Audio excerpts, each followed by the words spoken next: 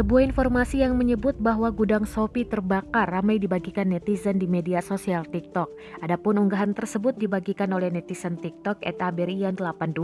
Hingga saat ini postingannya telah ditonton puluhan ribu pengguna. Terkait dengan hal tersebut, Radinal Nata Prawira selaku Head of Public Affairs Shopee Indonesia membenarkan adanya peristiwa kebakaran di gudang Shopee. Terjadi kebakaran di salah satu gudang Shopee di daerah Tanjung Priok, Jakarta Utara pada Minggu 5 September 2021 malam, ujar dia saat dihubungi Kompas.com. Radinal mengatakan saat ini api berhasil dipadamkan oleh petugas dan tak ada korban jiwa dalam kejadian tersebut. Radinal menyampaikan kejadian kebakaran tidak menyebabkan terjadinya kendala pada pengiriman pesanan.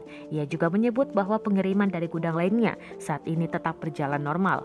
Meski demikian, Radinal menyebut bahwa barang penjual yang terbakar telah diasuransikan dan pihak Shopee akan mengganti kerugian bagi penjual yang terdampak.